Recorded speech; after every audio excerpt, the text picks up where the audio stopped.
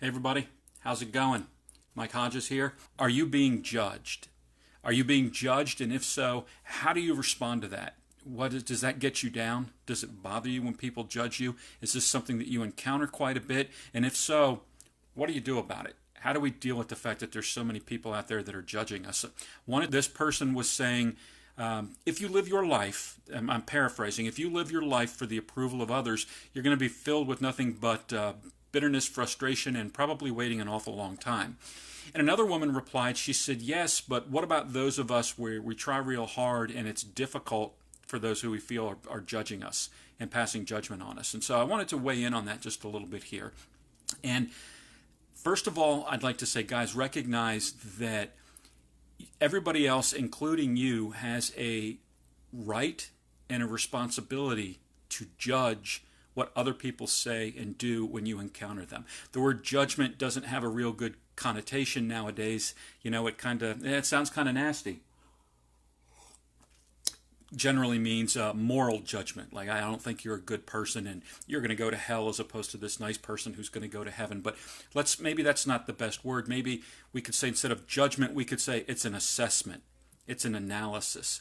And when you stop and really think about it, you have a right and a responsibility to assess every person you say, what they say and what they think and what they do, the way that they're acting. There's an awful lot. Guys, people are going to assess what you're doing, and that's actually a good thing. You should be doing the same thing. You're going to encounter people. You have to make a determination. Is this person rude? Is this person kind, polite, disrespectful, annoying, what have you? You're going to form an opinion on this. And beyond their behavior and the way that they're acting, you're going to go ahead and form an opinion on you're going to form an opinion on the value or the credibility of what they're saying. Does it make sense? Is it rational? Is it something that makes sense to you? So you have to do that, and other people have to do that too. Does what you're hearing make sense from that other person? That's perfectly reasonable thing for them to do. Here's the issue, though. They have the right and the responsibility to judge what you're doing or to make an assessment of what you're doing. You have the right and the responsibility to feel any way that you want to feel about that.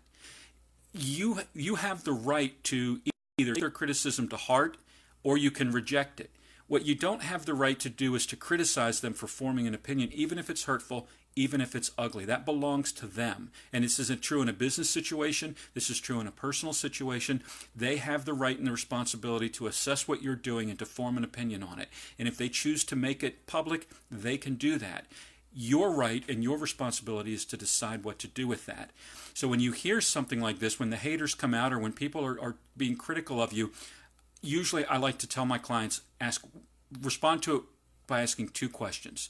The first one is, to the best of your ability, to decide, is this person actually listening to what you're saying?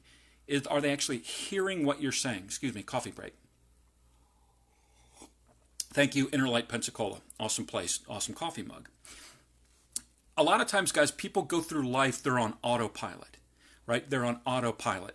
And this is absolutely, it's necessary. Our minds and our brains have developed. We are overwhelmed with information, and our conscious mind has to pass things down to our subconscious mind and allow that to kind of take over. And on any given time, that's often what's happening with people.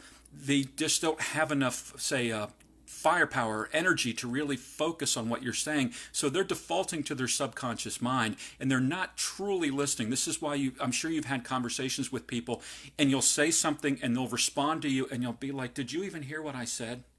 Did you not hear when I gave that disclaimer, or did you not hear when I said I don't mean to imply this, but, or, and it's obvious to you that they're not paying even the slightest bit of attention to what you're saying. They've kind of immediately just come to a conclusion and classified what you're saying, put it in a little box, and then responded to that. So if you find yourself in that situation and somebody is making a criticism of you and you respond to them and it's clear they're not paying attention to you, don't worry about it. They're on autopilot. It's not about you. It's about them.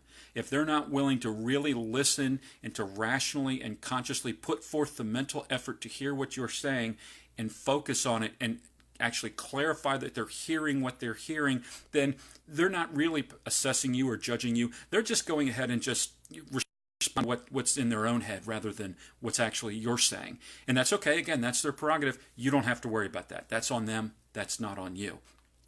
If you do come to the conclusion that, maybe this person, they are paying attention, they do seem to be very much focused on what I'm saying, and they seem to be listening and get it. So then what do you do when that happens?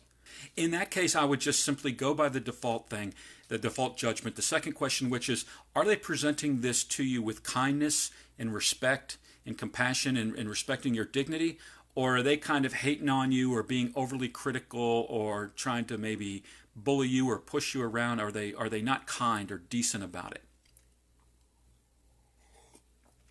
If they're being decent, if they're being polite and constructive, and you can tell that they're genuinely trying to help you, they're genuinely offering you some criticism, they're genuinely offering you some hey, I think that, I hear what you're saying, but perhaps there's another way of doing this, and this is what I was thinking. I think you'd be good at this, and I see that, and maybe this would be a better way. That type of thing, that type of person, that you might want to listen to that. That's constructive, it's compassionate, it's well-meaning, it's trying to help you. That has the possibility to make you better. That has the possibility to make you better. And anytime you can get an objective, third-party opinion on something that can help make you better, and it's delivered with love and compassion and respect for your dignity, then you should probably at least think about it and turn that over and give it due process and consideration. On the other hand, if the person's being mean or ugly or kind of bullying or just hating on you, maybe being a troll, trying to push your buttons, again, I wouldn't even pay the slightest bit of attention to that. Just dismiss it, because it's not doing you any good. If it's not going to help you or make you stronger, then don't listen to it, even if you think it might be true. Even, something can be true, but the person delivering it can be doing so with the intention to try and bully or intimidate you. People will hate on you like that, and that's why don't listen to that kind of criticism. If it comes off, if it's ugly, if it's harsh, even if you think it might have an element of truth, a lot of times people will do this because they're trying to bully you, they're trying to get you to do what they want, trying to manipulate you. If they're not trying to bully you, you'll see a lot of times people try and take you down a peg.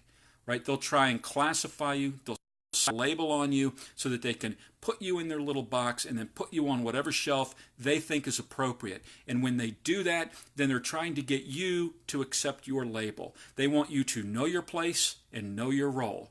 And if they can get you to accept their label, then they've won that game. So even if this is why their intention is so important, or why their attitude and the way that they approach it. We all have faults, we all have flaws, and if this person is approaching you and offering something's true about you, you have a weakness.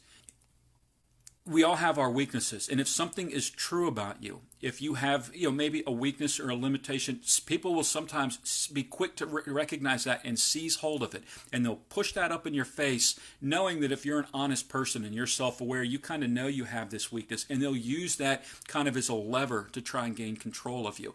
And they'll try and, like I said, put you in your place, slap that label on you, and because they've slapped that label on you and it's true, then the kind of unspoken, kind of subconscious message they're sending you is, you should listen to me, because this is true, and I'm going to slap you around a little bit with it, and then you could maybe just know your place, know your role, and do what I tell you. Forget that. That's not helping. You don't need that in your life. You should really pay attention to people when they offer a constructive criticism of you is, first of all, again, when they're paying attention to what you're saying. When they kind of repeat back to you and it's clear they're listening, they're focused, you're giving you their conscious mind, not their subconscious kind of pre-programmed stuff going on. They're actually paying attention to you and focusing on you.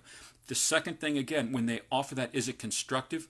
Are they actually trying to help you with constructive criticism? Is it useful? Is it something that can make you better? Or are they just tearing you down? Disregard that tear down stuff. Pay attention to the more constructive type of criticism and look at the manner in which it's delivered. If it's delivered with hatred or ugliness or what you feel is just kind of a manipulation, don't pay attention to it. If the person is being kind, genuine, sincere, and really wants to try and help you elevate your game, then you can pay attention to that because it's probably coming from a good place. So hopefully that helps you guys. I saw that and I thought, there's a lot of people that struggle with this. There's an awful lot of negativity out there. And like I said, I saw this in the business community, and people will try and deal with difficult clients and difficult customers. But I know we see this in our personal life, but you're better than that. Rise above that. Don't worry about it. Remember, they have the right and the responsibility to judge or to form an impression. And if they want to go public with it, they have the right to do that. You have the right and the responsibility to control how you feel about it and to decide what to do with their opinion. And you can tell them what they can do with their opinion, right? You have that right as well. And then it becomes on them to say, okay, well, he has the right to tell me where to put my opinion. Now, how do I feel about that? And what should I do with it? Right? Maybe you want to flip that around on them a little bit. Don't be ugly, but let them know that, listen, they're entitled to their opinion, but you're not going to give that a lot of credibility. You have that right. Guard that. That's what we call a good boundary protecting. You have internal boundaries. You have your dignity, your self-worth, your autonomy as a human being. You want to guard your boundary. You want to control what you can control and be responsible for what you're responsible for, and don't give that away to other people. Don't let other people steamroll in and try and take that away from you. I hope you got some value here. Take care, guys. Be well. Peace.